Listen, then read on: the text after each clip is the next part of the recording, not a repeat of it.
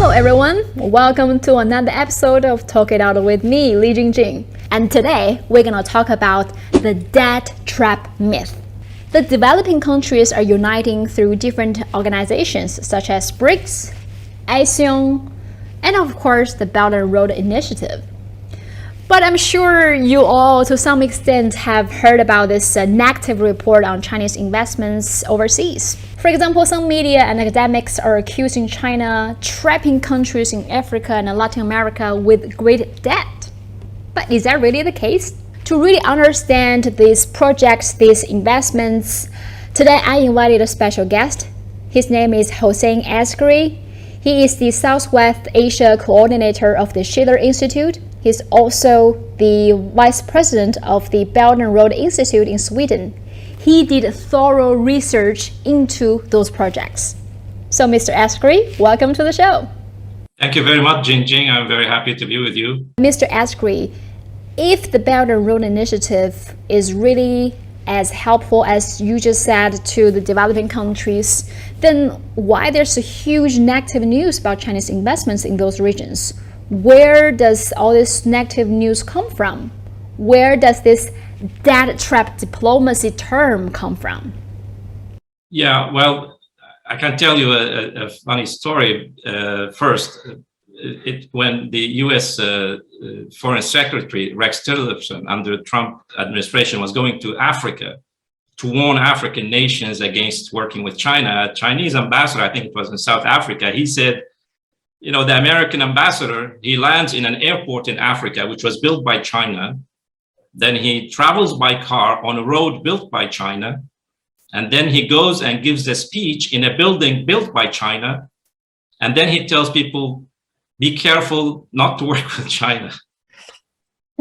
So that tells a very good story, because when you come to reality, it's completely different. Now, there are two things about the debt trap. Now, there are institutions I reference in my work, of course, that really debunk the whole myth of the debt trap, including American institutions. But there are two things. It's the size of the debt owed to China is not what people think. You know, as I wrote recently in my research articles on Sri Lanka and Pakistan, it's 10% in both countries. That's government debt. But for the international financial institutions, it's about 40 to 50 to 60%. There's another point which people don't pay attention to, is how is the debt incurred? Where do these nations use the debt or the loans they get from China and the loans they get from the West? The debt, the loans they get from China are invested in infrastructure, which means that modern infrastructure, as any sane human being knows, that clean water, electricity, better roads, better railways, better ports and airports and hospitals and schools improve the productivity of society. That's where the Chinese loans go. And when you improve your productivity, your ability to pay back increases. The loans from the West and from Japan and the Asian Investment Bank, which is not really Asian, it's Japanese, American, British, Australian, and so on. These loans are usually given in emergency situations to countries who are in trouble to cover their trade deficit and fiscal deficit. So that money evaporates immediately because you are not using that to solve the core problem, which is the lack of productivity in society, the lack of infrastructure, which is the source of the problem. But then this debt is piled upon each other. Now, there's another thing which comes from Western financial institutions. It's called the international bond markets, which Sri Lanka's problem is actually, and also Pakistan and many countries. These are private financial markets where governments go to borrow money when they can't get it from the IMF or the World Bank or somewhere else at low rates. They go and borrow money from these financial markets who are looking for profit. And they borrow this money also to cover deficit, not to build new things which will help them. And the interest rates are very high on these loans. But by time, these loans just become bigger and bigger, and the countries don't manage to pay them back. So what the financial institutions, like big investors in the United States, for example, BlackRock and a British fund called Ashmore, I mean, they have trillions of dollars in their funds, and they buy the debt of countries. So what they do, they sell this debt to other so-called vulture funds. I mean, vultures, which eat cow versions. And these funds then make profit by buying the debt of these poor countries who are in trouble. And then they demand full payment in time, otherwise they get punished. So that's what you discover, is that not only that China's share of the debt of those countries is small, China's loans are qualitatively different because they help those countries cope with their problems, while the debt incurred from Western institutions, they worsen the situation.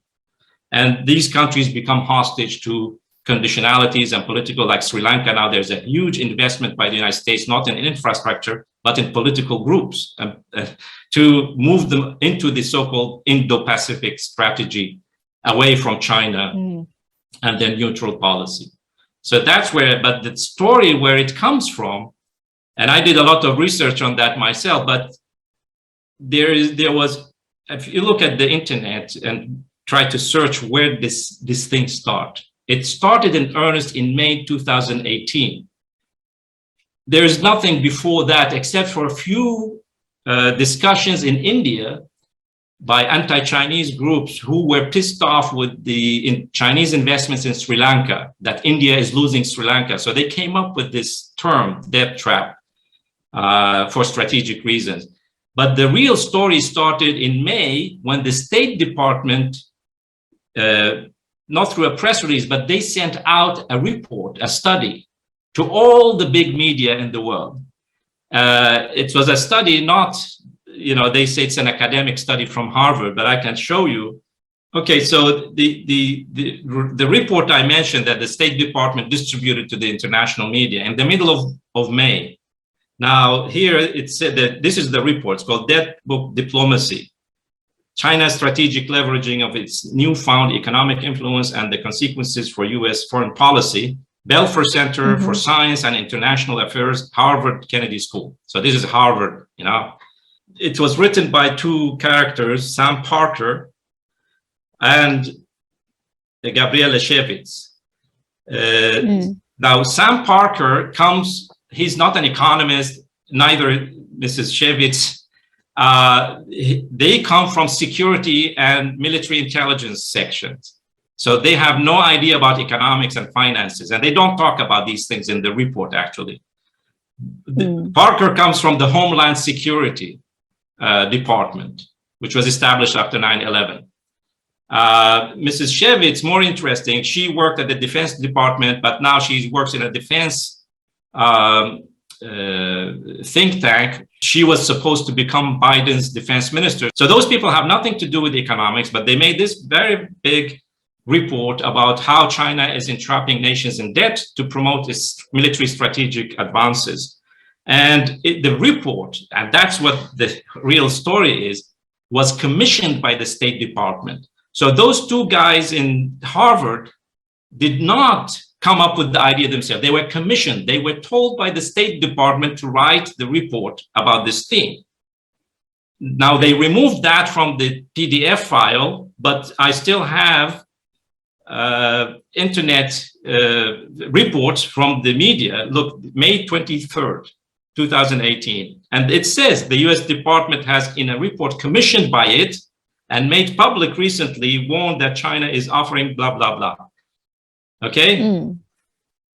The same thing. This is in Sri Lanka. This is also May 18th. So in many reports in the media, it says that the State Department commissioned this study. So those scholars in Harvard did not come up with the idea themselves. They were told to write it. And then it was sent back to the State Department. And the State Department said, oh, look, we found this fantastic scientific report from Harvard, which tells the story of how China.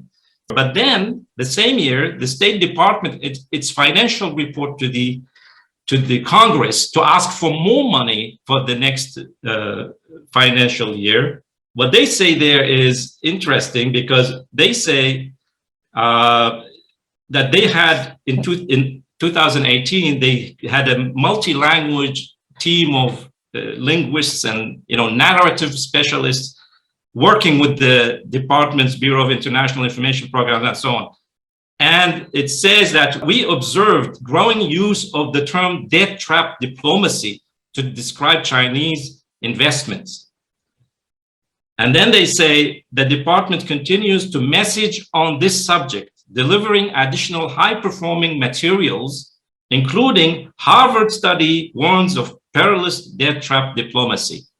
So all American embassies all over the planet, they spread this material to the media, to NGOs, to activists, bloggers, and of course paid money in that process.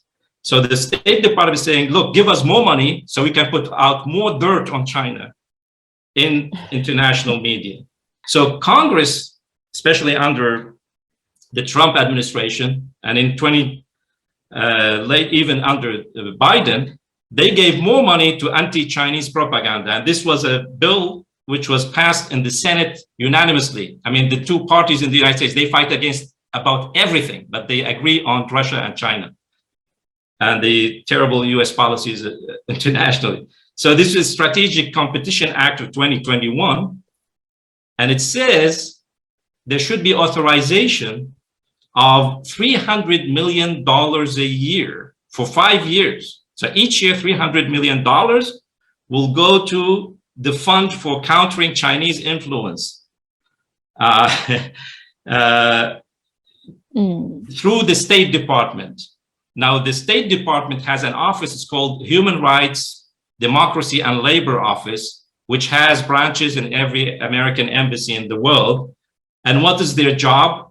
Well, they will take the money appropriated to them by Congress. And what they do is that they will train local media around the world to, both find bad things about China and the Belt and Road Initiative. So the United States creates the story, a fake story, and they say, oh, the fake story has spread all over the world, but we are spreading them. Now we need the people in those countries themselves to spread the story so it becomes more credible. So if somebody in Iraq or Sri Lanka or in South Africa, from that country, a journalist or activist starts saying these things, then it will have more credibility than we saying this.